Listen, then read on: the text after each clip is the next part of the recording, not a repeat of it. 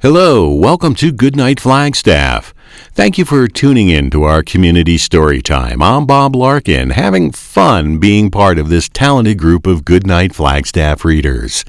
You can find a new chapter from our favorite family-friendly books at 8 each weeknight on the Literacy Center's YouTube channel and on Crater Radio, a local online radio station. The previous chapter is replayed on Crater Radio each weeknight at about 7:45, just before the new chapter airs. And you'll find all of our previous Goodnight Flagstaff recordings on YouTube. We are currently reading the famous trilogy The Lord of the Rings by J.R.R. Tolkien, and tonight we continue the final part, The Return of the King.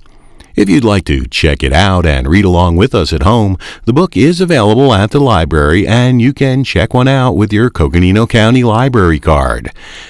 And please email us if you'd like to join our team of readers and connect with your community through our shared story time. All ages are welcome. Our email is goodnightflagstaff@gmail.com. Last time we read together, Gandalf and Pippin met the steward of Gondor, Lord Denethor. Pippin swore fealty to him, and at Denethor's insistence told him how his son, Boromir, met his end in the battle with orcs. Pippin was allowed to explore the city and met the guard Baragon, who was assigned to teach Pippin the ways of Gondor. The two quickly bonded, and together they checked on Shadowfax and ate second breakfast atop Gondor's battlement, looking out at the surrounding lands. We join them there as we finish reading Chapter 1 of Book 5, The War of the Ring. The sun was now climbing, and the mists in the vale below had been drawn up.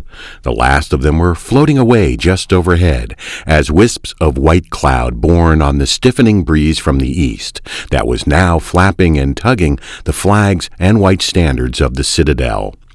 Away down in the valley bottom, 5 leagues or so as the eye leaps, the great river could now be seen gray and glittering, coming out of the northwest and bending in a mighty sweep south and west again, till it was lost to view in a haze and shimmer, far beyond which lay the sea, 50 leagues away.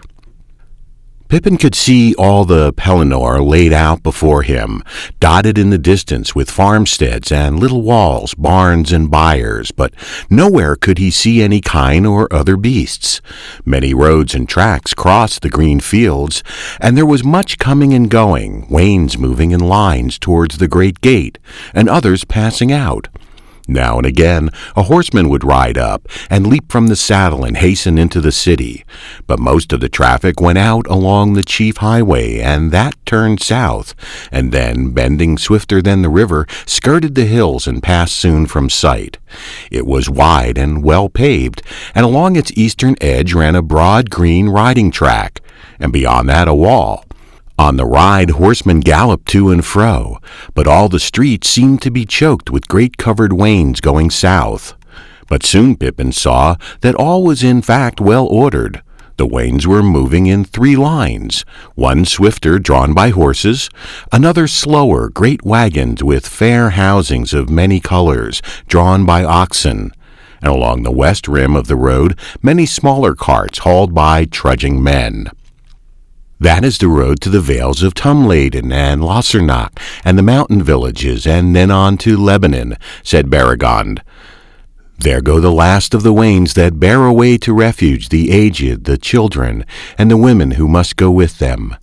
They must all be gone from the gate, and the road clear for a league before noon. That was the order. It is a sad necessity, he sighed. Few, maybe, of those now sundered will meet again. And there were always too few children in this city.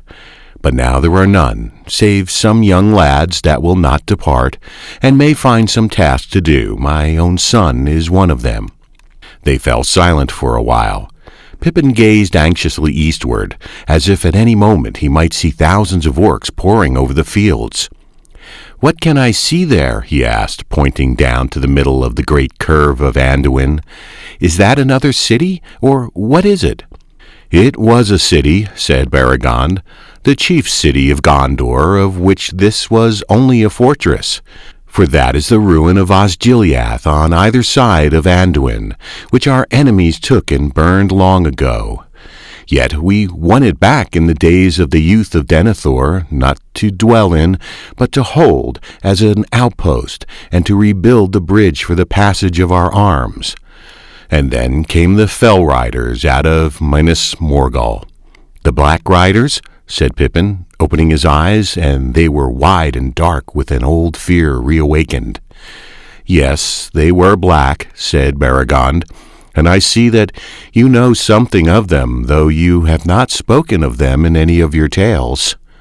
I know of them, said Pippin softly, but I will not speak of them now, so near, so near. He broke off and lifted his eyes above the river, and it seemed to him that all he could see was a vast and threatening shadow. Perhaps it was mountains looming on the verge of sight, their jagged edges softened by well-nigh 20 leagues of misty air. Perhaps it was but a cloud wall, and beyond that again a yet deeper gloom.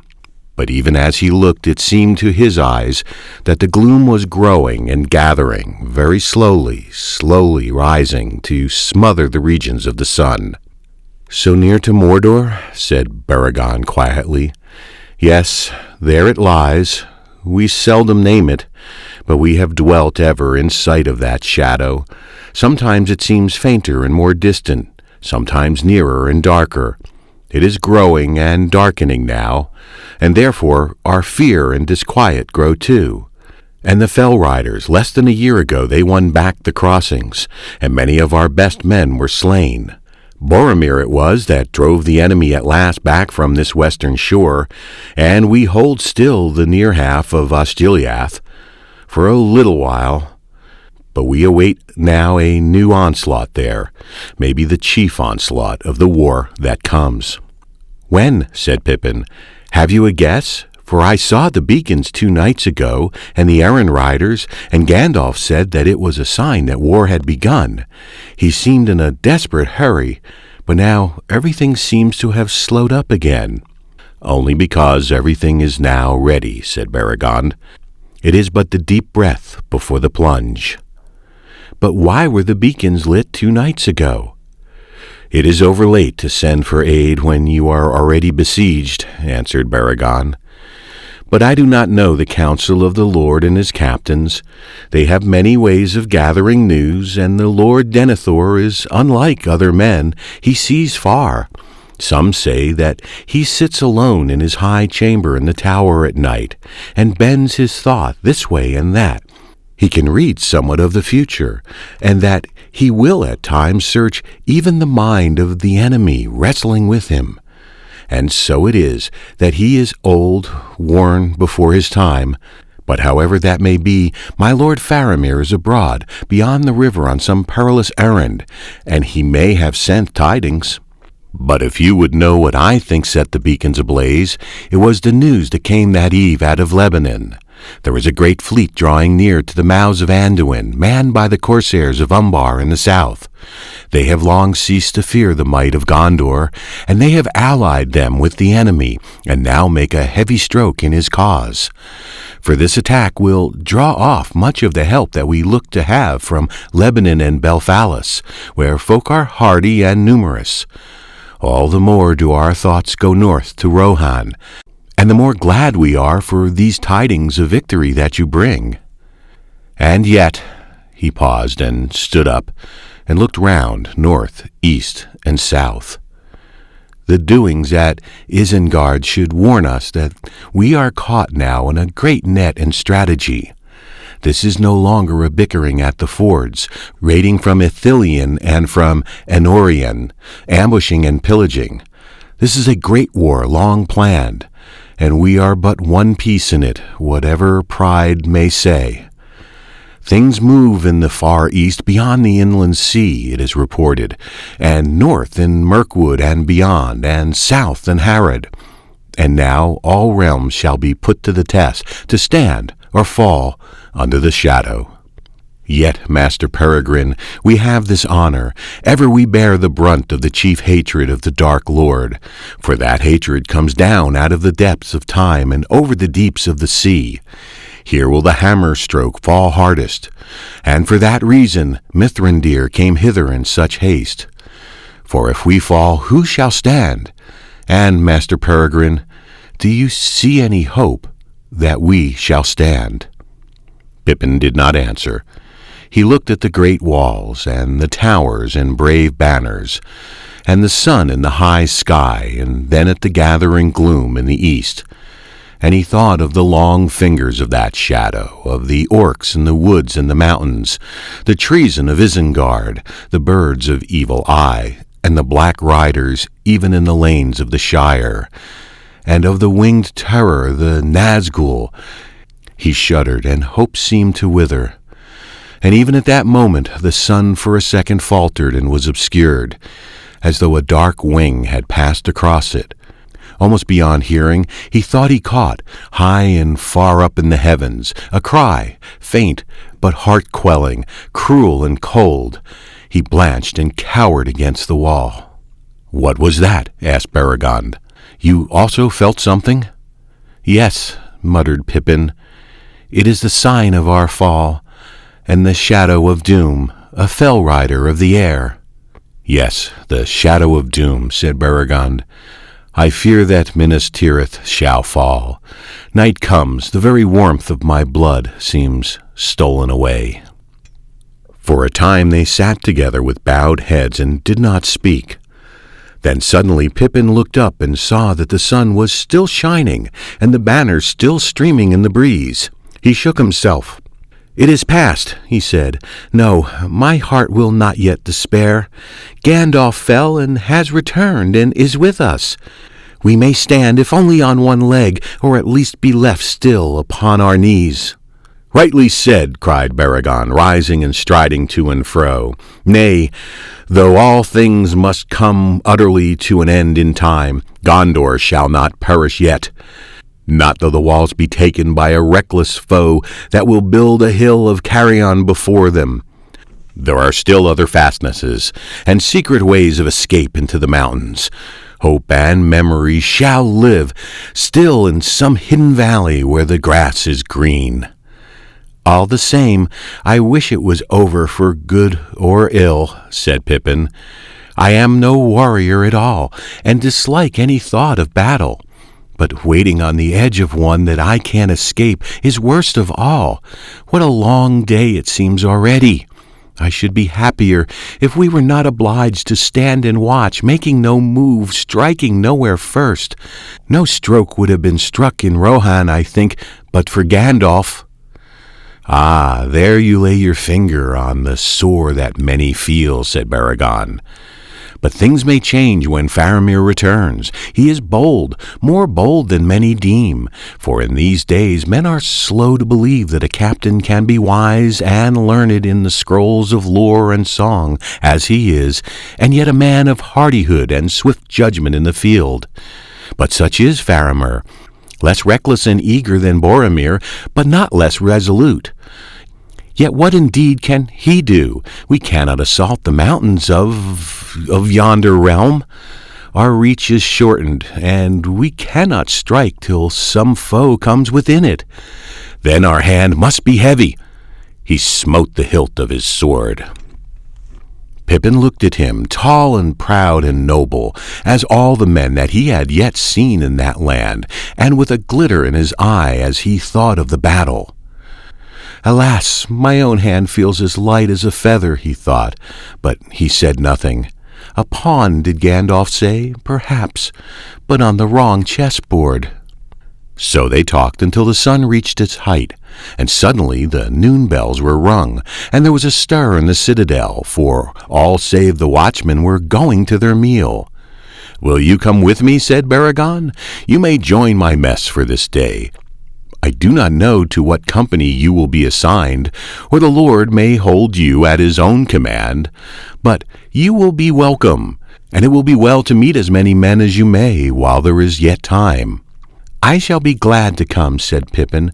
"I am lonely, to tell you the truth. I left my best friend behind in Rohan, and I have no one to talk to or jest with. Perhaps I could really join your company. Are you the captain? If so, could you take me on or speak for me?" Nay, nay, Baragon laughed, I am no captain. Neither office nor rank nor leadership have I, being but a plain man of arms in the 3rd company of the citadel. Yet, Master Peregrine, to be only a man of arms of the guard of the Tower of Gondor is held worthy in the city, and such men have honor in the land. Then it is far beyond me, said Pippin. Take me back to our room, and if Gandalf is not there, I will go where you like, as your guest. Gandalf was not in the lodging, and had sent no message, so Pippin went with Baragon, and was made known to the men of the 3rd company. And it seemed that Baragon got as much honor from it as his guest, for Pippin was very welcome. There had already been much talk in the citadel about Mithrandir's companion and his long closeting with the Lord, and rumor declared that a prince of the halflings had come out of the north to offer allegiance to Gondor and 5,000 swords. And some said that when the riders came from Rohan, each would bring behind him a halfling warrior, small maybe, but doughty. Though Pippin had regretfully to destroy this hopeful tale, he could not be rid of his new rank, only fitting, men thought, to one befriended by Boromir and honored by the Lord Denethor, and they thanked him for coming among them, and hung on his words and stories of the outlands, and gave him as much food and ale as he could wish. Indeed, his only trouble was to be wary according to the counsel of Gandalf, and not to let his tongue wag freely after the manner of a hobbit among friends. At length Baragon rose. Farewell for this time, he said. I have duty now till sundown, as have all the others here, I think. But if you are lonely, as you say, maybe you would like a merry guide about the city. My son would go with you gladly, a good lad, I may say. If that pleases you, go down to the lowest circle, and ask for the old guest house in the Rath Cellar Dane, the Lampright Street. You will find him there with other lads that are remaining in the city. There may be things worth seeing down at the great gate ere the closing. He went out, and soon after all the others followed. The day was still fine, though it was growing hazy, and it was hot for March, even so far southwards. Pippin felt sleepy, but the lodging seemed cheerless, and he decided to go down and explore the city. He took a few morsels that he had saved to Shadowfax, and they were graciously accepted, though the horse seemed to have no lack. Then he walked on down many winding ways. People stared much as he passed. To his face men were gravely courteous, saluting him after the manner of Gondor, with bowed head and hands upon the breast. But behind him he heard many calls, as those out the doors cried to others within to come and see the prince of the halflings, the companion of Mithrandir. Many used some other tongue than the common speech, but it was not long before he learned at least what was meant by Ernil Perianath, and knew that his title had gone down before him into the city. He came at last by arched streets and many fair alleys and pavements to the lowest and widest circle, and there he was directed to the Lampright Street, a broad way running towards the great gate. In it he found the old guest house, a large building of gray-weathered stone with 2 wings running back from the street, and between them a narrow greensward, behind which was the many-windowed house, fronted along its whole width by a pillared porch and a flight of steps down on to the grass.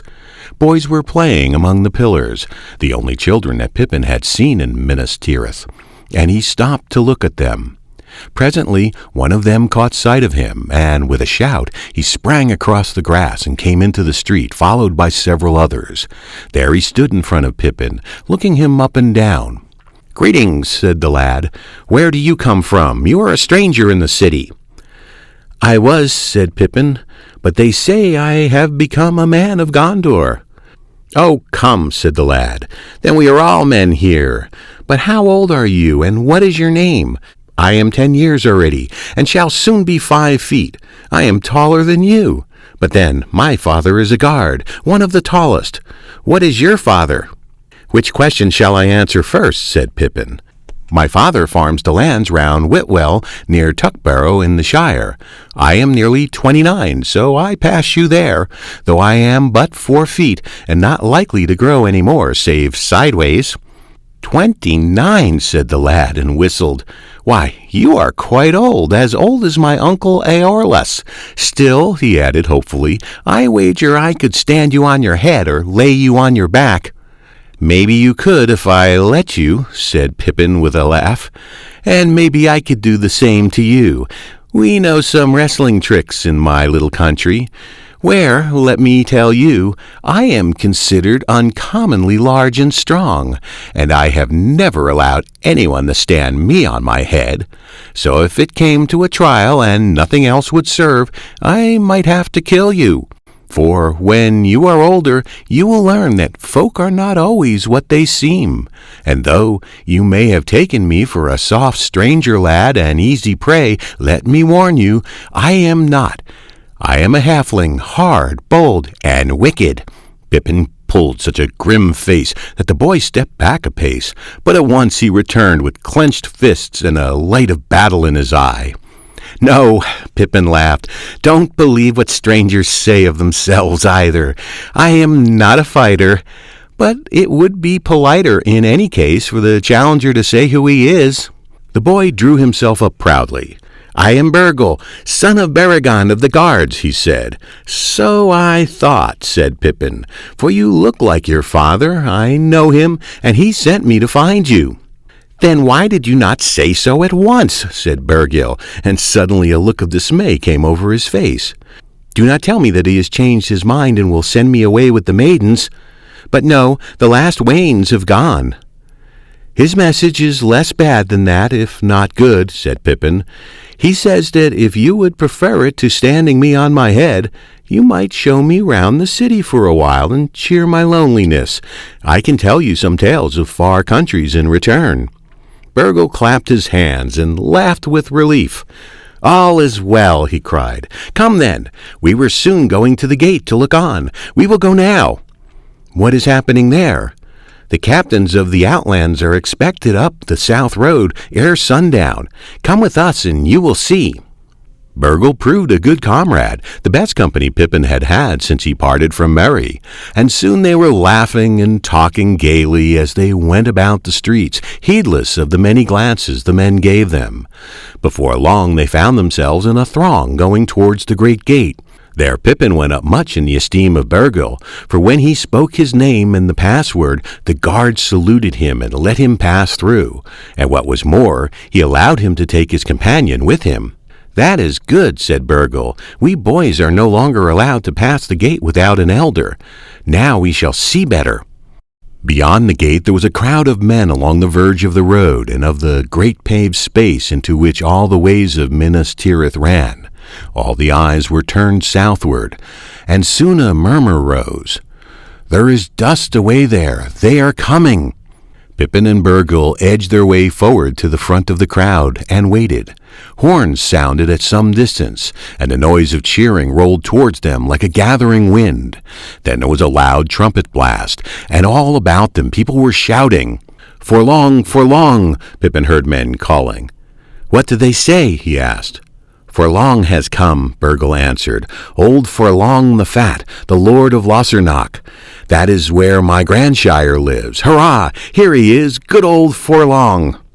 Leading the line there came walking a big thick-limbed horse, and on it sat a man of wide shoulders and huge girth, but old and grey-bearded, yet mail-clad and black-helmed, and bearing a long heavy spear. Behind him marched proudly a dusty line of men, well-armed and bearing great battle-axes. Grim-faced they were, and shorter and somewhat swarthier than any men that Pippin had yet seen in Gondor. "For long," men shouted, "true heart, true friend, for long." But when the men of Lossernach had passed, they muttered, "So few, 200s, what are they? We hoped for 10 times the number. That will be the new tidings of the Black Fleet. They are sparing only a tithe of their strength. Still, every little is a gain." And so the companies came and were hailed and cheered and passed through the gate, men of the outlands marching to defend the city of Gondor in a dark hour, but always too few, always less than hope looked for or need asked. The men of Ringlow Vale, behind the son of their lord, Deverin, striding on foot, 300s. From the uplands of Mortland, the great Blackroot Vale, tall Duinhir with his sons, Duinlin and Dirufin, and 500 bowmen. From the Anfalas, the Langstrand far away, a long line of men, many sorts, hunters and herdsmen, and men of little villages, scantily equipped, save for the household of Gallasgiel their lord. From Lamadon a few grim hillmen without a captain. Fisher-folk from the Ethyre, some 100 or more spared from the ships.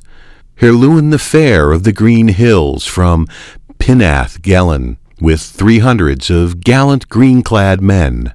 And last and proudest, Imrahil, prince of Dol Amroth, kinsman of the Lord, with gilded banners bearing his token of the ship and the silver swan, and a company of knights in full harness riding grey horses, and behind them 700s of men-at-arms, tall as lords, grey-eyed, dark-haired, singing as they came. And that was all, less than 3,000s full told. No more would come. Their cries and the tramp of their feet passed into the city and died away. The onlookers stood silent for a while, dust hung in the air, for the wind had died and the evening was heavy. Already the closing hour was drawing nigh, and the red sun had gone behind Mindoluin. Shadow came down on the city. Pippin looked up, and it seemed to him that the sky had grown ashen gray, as if a vast dust and smoke hung above them, and light came dully through it. But in the west the dying sun had set all the fume on fire, and now Mindoluin stood black against a burning smolder flecked with embers. "So ends a fair day in wrath," he said, forgetful of the lad at his side. "So it will, if I have not returned before the sundown bells," said Burgle. "Come, there goes the trumpet for the closing of the gate." Hand in hand they went back into the city, the last to pass the gate before it was shut. And as they reached the lamplight street, all the bells in the towers tolled solemnly. Light sprang in many windows, and from the houses and wards of the men-at-arms along the walls there came the sound of song. "Farewell for this time," said Burgle. "Take my greetings to my father, and thank him for the company that he sent. Come again soon, I beg. Almost I wish now that there was no war, for we might have had some merry times. We might have journeyed to Lossernach, to my grandshire's house. It is good to be there in the spring. The woods and the fields are full of flowers. But maybe we will go thither together yet.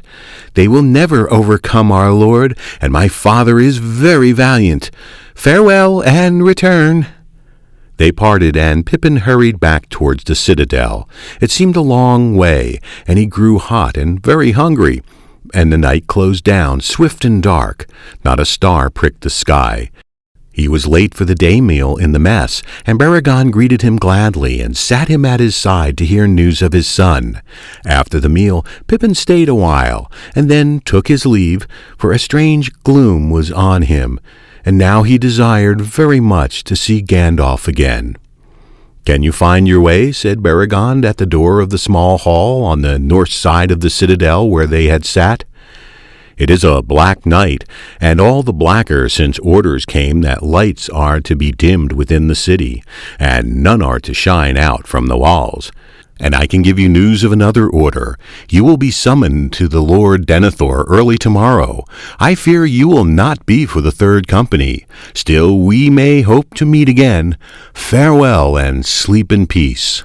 The lodging was dark, save for a little lantern set on the table. Gandalf was not there. Gloom settled still more heavily on Pippin.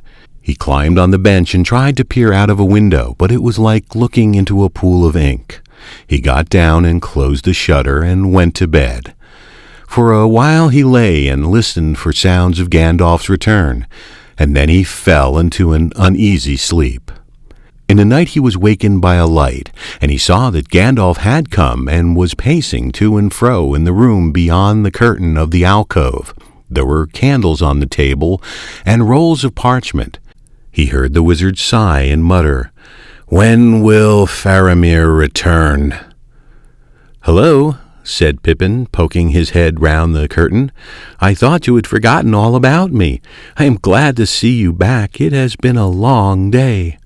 "But tonight will be too short," said Gandalf. "I have come back here, for I must have a little peace alone.